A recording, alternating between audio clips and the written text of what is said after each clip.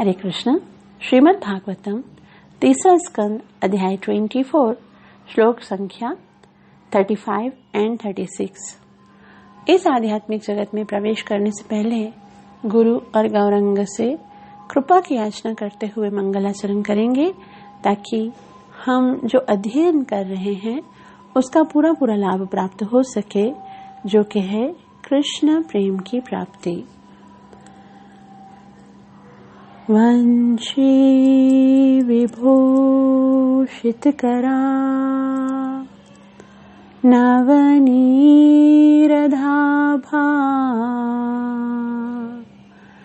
पीतांबर धरुणबिंबफल धरोष्ठा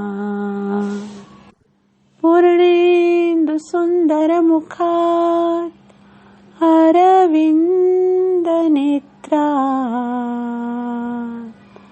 कृष्णात् परं किमपि तत्त्व अहं न जाने।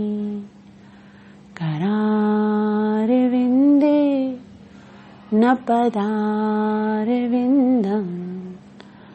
मुखारविंदे विनिवेशयन्तं वटस्य पत्रस्य पुटेशयानं बालं मुकुन्दं मनसा स्मरामि। श्रीकृष्ण गोविन्द हरे मुरारी, हे नाथ नारायण वासुदेव।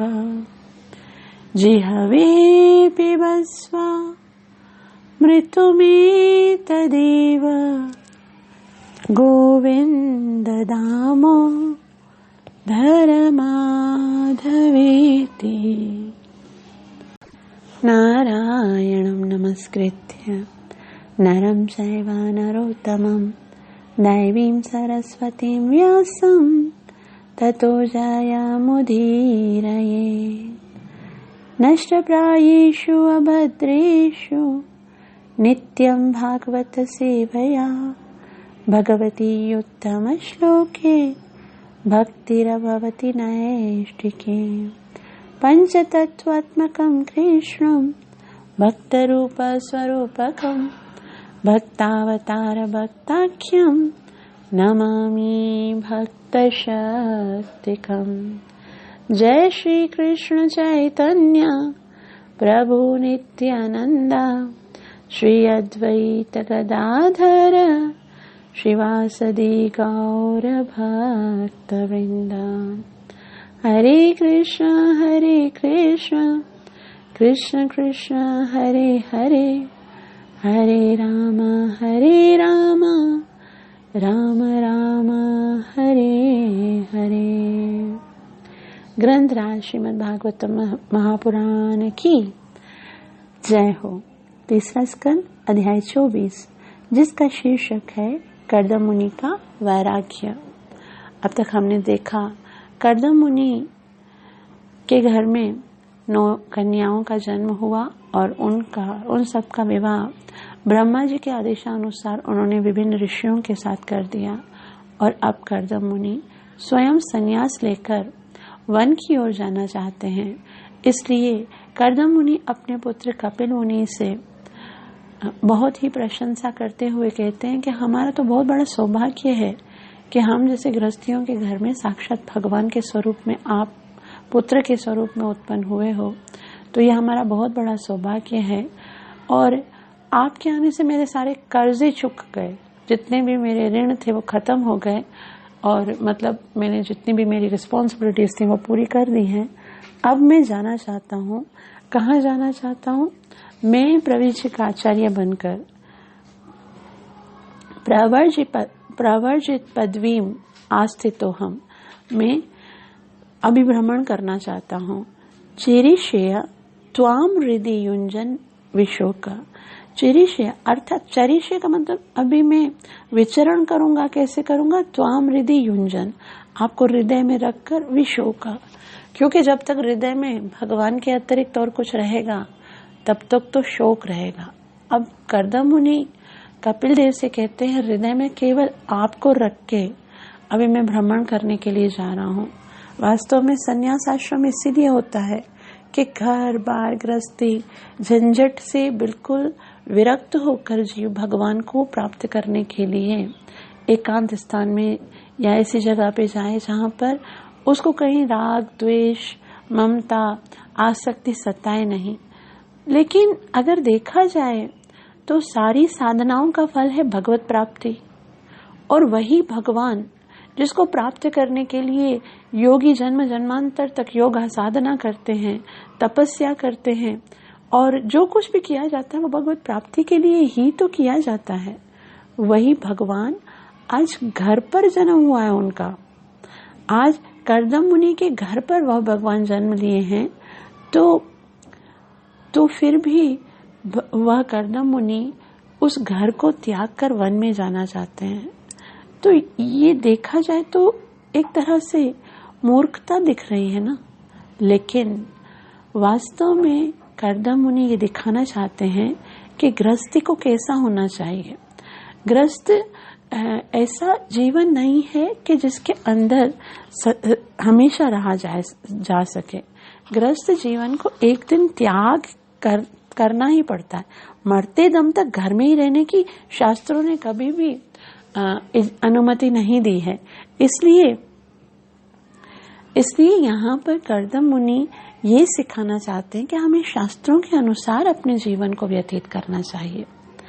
अब जैसे ही उन्होंने आज्ञा मांगी है तो स्वयं श्री भगवान अर्थात कपिल देव उनको उत्तर देते हुए कहते हैं, श्री भगवान उवाच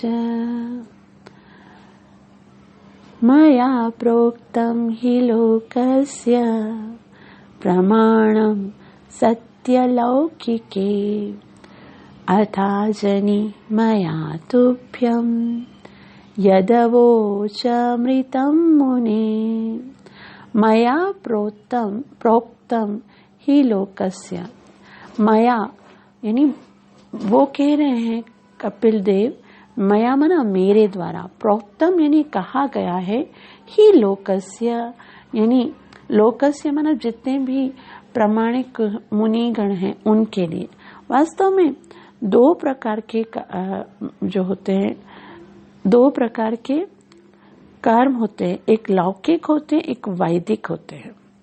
लौकिक का मतलब होता है कि जो संसार में प्रचलन है, संसार में किस तरह से रहना है, किस तरह से कार्य करना है, किस तरह से अपने कर्तव्यों को निभाना होता है, वो लौकिक होते हैं। और दूसरे प्रमाणम सत्य लौकिक, और दूसरे वैदिक प्रमाण होते हैं, वेदों के अनुसार किस तरह से अपने वास्तविक लक्ष्य की ओर बढ़ना चाहिए। तो भगवान कहते हैं मया प्रोक्तम ही लोकस्य प्रमाणम सत्य लौकिके, कि मेरे ही द्वारा लोकस्य यानी मनुष्यों के जो कर्तव्य वो बताए गए, प्रमाणम यानी प्रमाण मानदंड, और सत्य लौकिके अर्थात शास्त्रिक जो प्रमाण हैं, जो कि सामान्य बोली में जिनको बोला जाता है वैदिक कर्म हैं, वो भी भगवान बोलते मेरे द्वारा ही बताए गए हैं।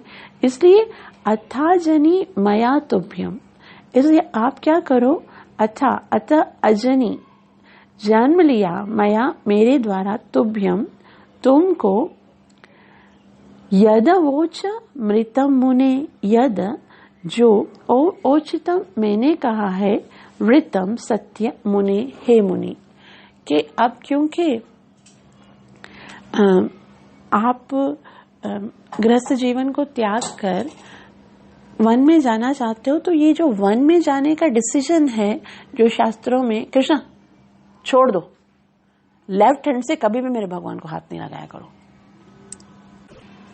अथाजनी मया तुभ्यम, कि अब आप मेरा ही स्मरण कीजिए, क्योंकि अब मेरे द्वारा यदोचमृतम मुने, जो मैंने कहा है शास्त्रों में उसको सत्य मानिए कि उसी से जीव का कल्याण होने वाला है, तो आप अपने जिस कर्तव्य पथ पर आगे बढ़ना चाहते हो तो आप कर सकते हो। ठीक है, तो अनुवाद देखिए।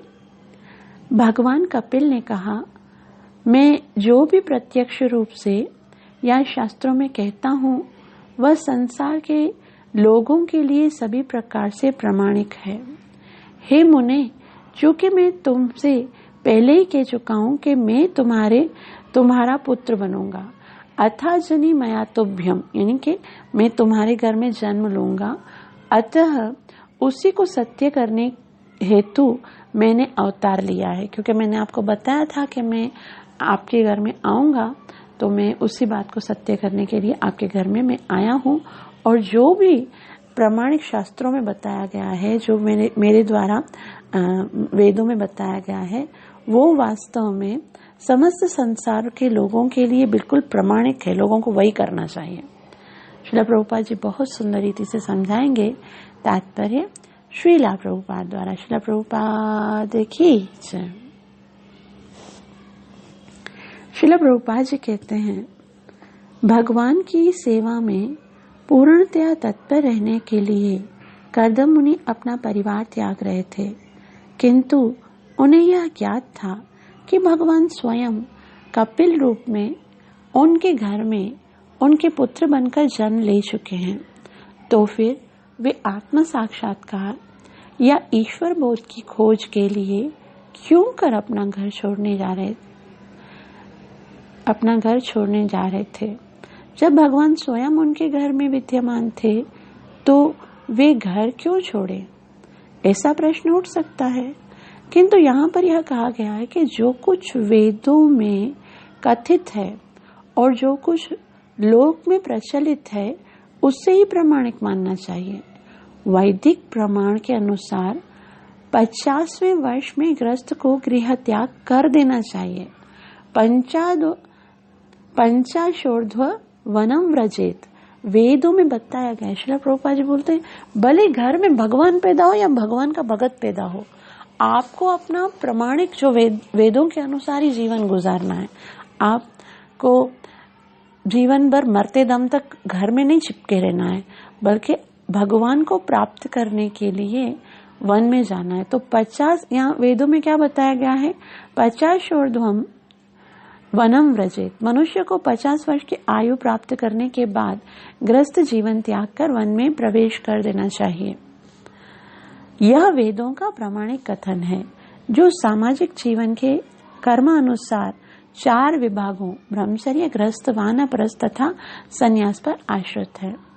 श्री प्रभुपाद जी आगे कहते हैं कि कर्दम मुनि ने विवाह के पूर्व ब्रह्मचारी रहकर कठोर योग साधना की थी और इतनी योग शक्ति प्राप्त कर ली थी कि उनके पिता ब्रह्मा ने उन्हें ब्याह करके गृहस्थ बनकर संतान उत्पन्न करने का आदेश दिया।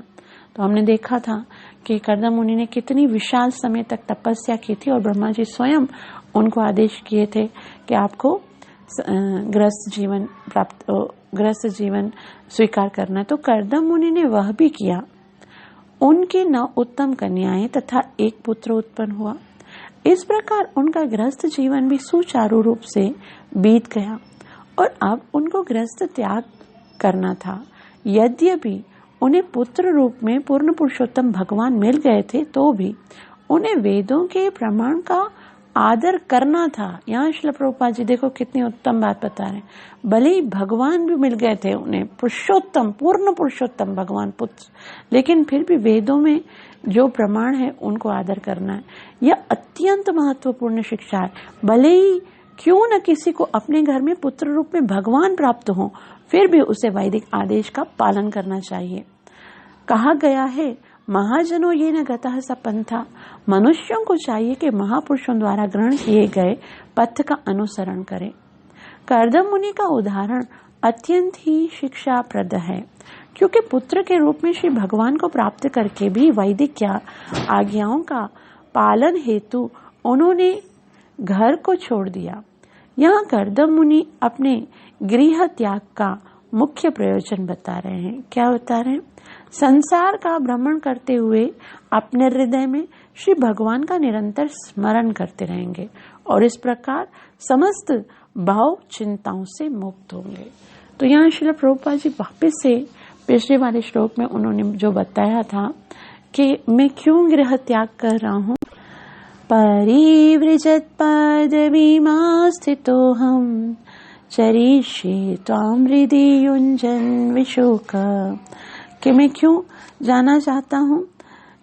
मैं पूरे संसार का भ्रमण करते हुए वे अपने हृदय में श्री भगवान का स्मरण करते रहेंगे और इस प्रकार समस्त भाव चिंताओं से मुक्त रहेंगे। यहाँ अब श्रील प्रभुपाद जी बता रहे हैं कि वो युग अलग था, लेकिन हम जिस युग में रहते हैं उसे कलयुग कहते हैं। तो यहाँ श्रील प्रभुपाद जी कलयुग के विषय में बता रहे हैं कि कलयुग में संन्यास वर्जित है, क्योंकि इस युग के सारे मनुष्य शूद्र हैं और वे संन्यास जीवन के विधि विधानों का ठीक से पालन नहीं कर सकते हैं। सामान्य रूप से यह देखा गया है कि तथाकथित सन्यासी भी कभी कभी स्त्रियों के साथ व्यक्तिगत संबंध रखते हैं। यह इस युग की अत्यंत ही अप्रिय स्थिति है। यद्यपि वे सन्यासियों का वस्त्र धारण करते हैं, किंतु वे जीवन के 4 प्रकार के पापों अवैध यौनाचार, मांस भक्षण, मद्यपान तथा द्यूत क्रीड़ा से अपने आप को मुक्त नहीं कर सकते। चूंकि वे इन चारों से बच नहीं पाते हैं, अतः वे स्वामी बनकर जनता को ठगते रहते हैं। कलयुग में यह आदेश है कि कोई संन्यास ना ग्रहण करे। निस्संदेह, अब यहाँ श्रील प्रभुपाद जी बोलते हैं कि किसी के ऊपर बर्डन नहीं है संन्यास ग्रहण करने का, लेकिन निस्संदेह जो विधि विधानों का ठीक से पालन कर सकते हैं वे सन्यासी बन सकते हैं, क्योंकि तरीका तो यही है। अब सन्यास ग्रहण करके अपना घर गृहस्थ छोड़कर किसी और के साथ संबंध रखना या उल्टे जो नियम है उनको पालन ना करने से बेहतर गृहस्थ में ही रहो, कम से कम एक बाउंड्री में तो रहोगे। लेकिन यहाँ श्रील प्रभुपाद निस्संदेह जो विधि विधानों का ठीक से पालन कर सकते हैं वे सन्यासी बन सकते हैं, किंतु सामान्यतः लोग सन्यास जीवन स्वीकार करने में अक्षम रहते हैं। इसीलिए चैतन्य महाप्रभु ने बलपूर्वक कहा, कलाओ नास्त्यैव नास्तैव नास्त्यैव गतिरन्यथा। इस युग में भगवान के पवित्र नाम हरे कृष्ण कृष्ण कृष्ण हरे हरे, हरे राम राम राम हरे हरे। इस महामंत्र के उच्चारण के अतिरिक्त और कोई विकल्प नहीं है, कोई विकल्प नहीं है, कोई विकल्प नहीं है। संन्यास जीवन का मुख्य उद्देश्य है, चाहे हृदय में भगवान का मनन करे या कानों से श्रवण करके परमेश्वर का निरंतर साहचर्य प्राप्त करे। अब 2 काम करने, संन्यास ग्रहण करके भी या तो हृदय में भगवान को रखो या भगवान के विषय में श्रवण करो, निरंतर भगवान के विषय में श्रवण करके साहचर्य करो।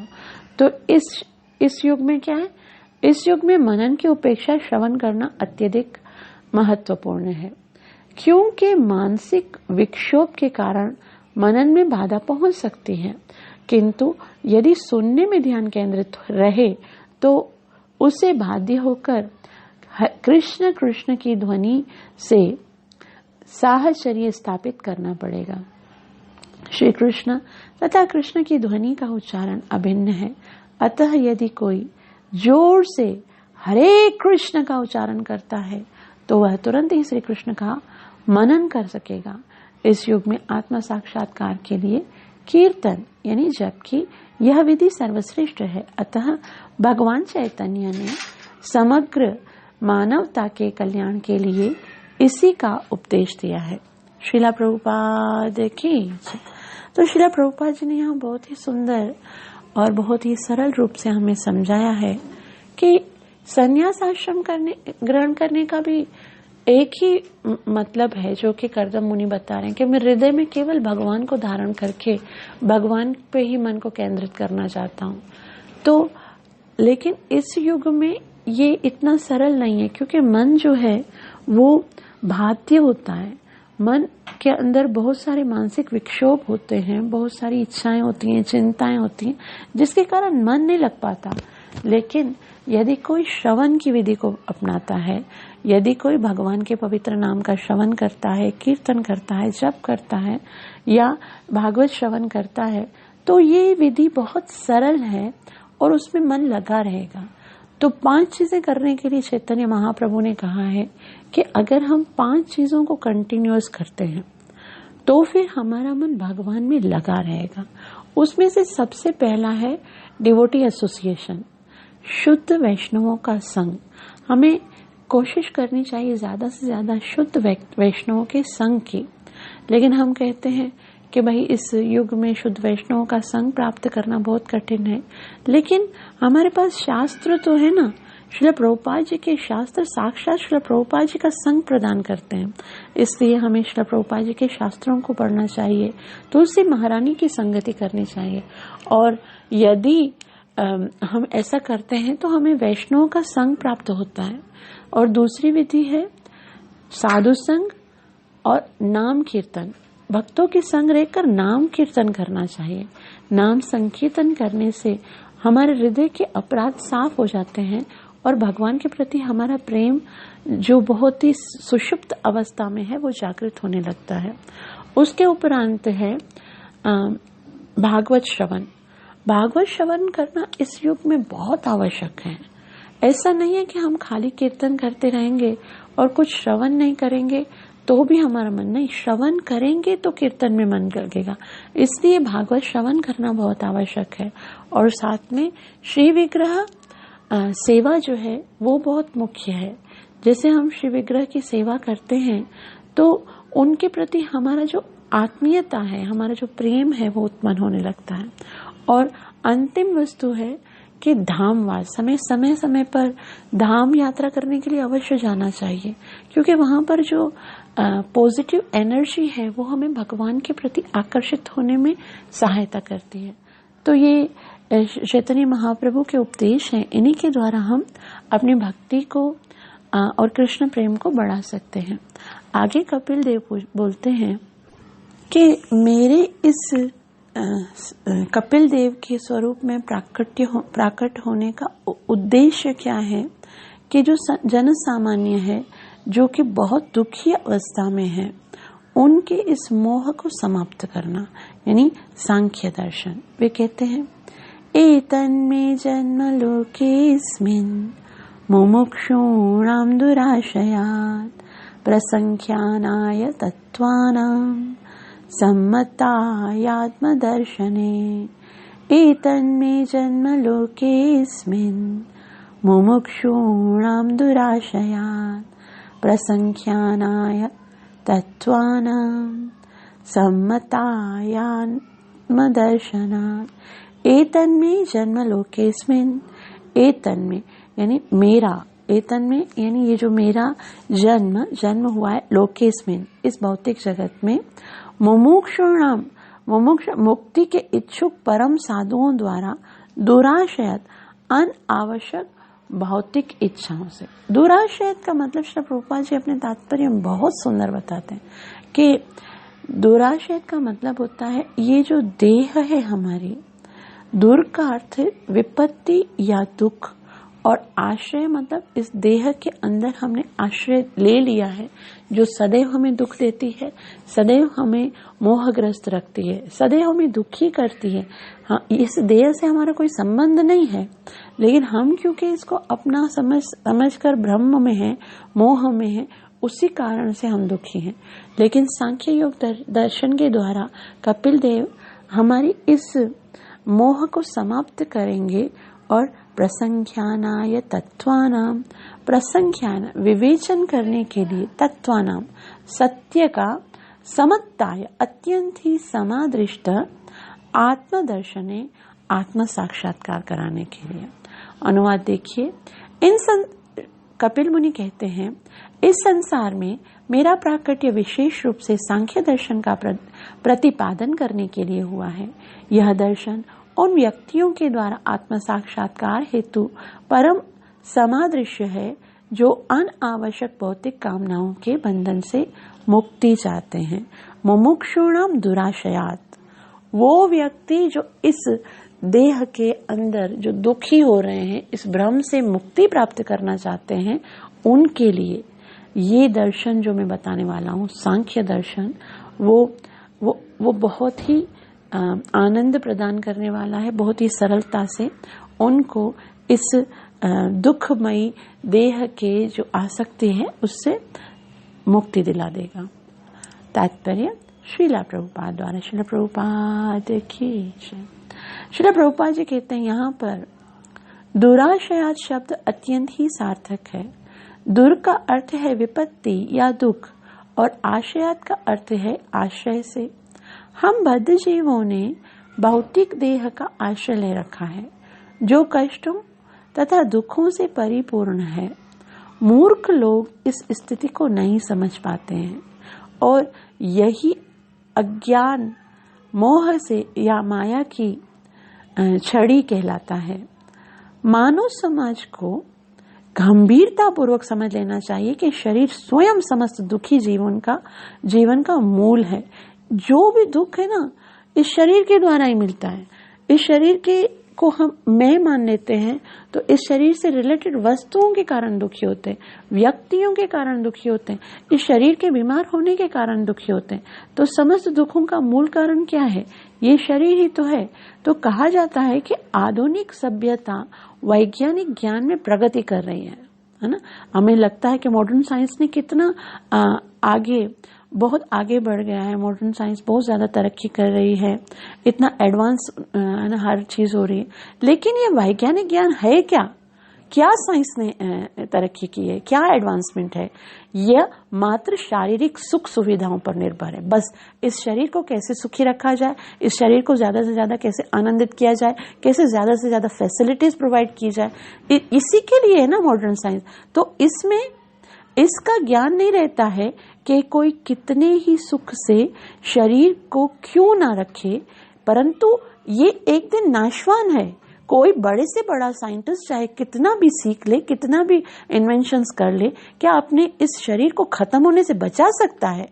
क्या वो अपनी आत्मा की उन्नति के लिए कुछ सोचता है? श्रीमद् भगवद गीता में कहा गया है, अंतवंत इमे देहा, इन शरीर का नाश होना निश्चित है। चाहे कुछ भी कर लो, चाहे कितनी ही सुविधाएं दे दो, चाहे कितनी फैसिलिटी प्रोवाइड करो, लेकिन शरीर तो समाप्त हो जाने वाला है। नित्यस योक्ता शरीरणा, ये शरीर के भीतर जो जीवित आत्मा या चिंगारी का बोध होता है, वह आत्मा अमर है। किंतु शरीर तो नाशवान है। लेकिन क्या किया है मॉडर्न साइंस ने उस आत्मा के लिए, उस आत्मा के आनंद के लिए? कुछ भी नहीं। कार्य करने के लिए हमें शरीर चाहिए। बिना शरीर के, बिना इंद्रियों के कोई भी क्रियाशीलता नहीं आती है। किंतु लोगों में यह जानने की इच्छा तक नहीं होती है कि क्या शरीर अमर हो सकता है। वास्तव में वे अमर शरीर इसलिए चाहते हैं कि जिससे इंद्रिय सुख भोग सके। बस यही चाहते हैं ना। मॉडर्न साइंस जो भी इन्वेंशंस करती है शरीर को सुखी करने के लिए, और जीव ज्यादा से ज्यादा जीना चाहता है, शरीर को जीवित रखना चाहता है। और क्यों रखना चाहता है? कोई भगवान की भक्ति प्राप्त करने के लिए नहीं, आत्मा की उन्नति के लिए नहीं, आत्मा साक्षात्कार करने के लिए नहीं, बस केवल सेंस ग्रेटिफिकेशन, इंद्रिय सुख भोगने के लिए ही तो जीव अपने शरीर को आनंदित करने का प्रयास करता है। किंतु क्या ये है भोग अमर हैं? क्या ये भोग सदैव हमारे साथ चलेंगे?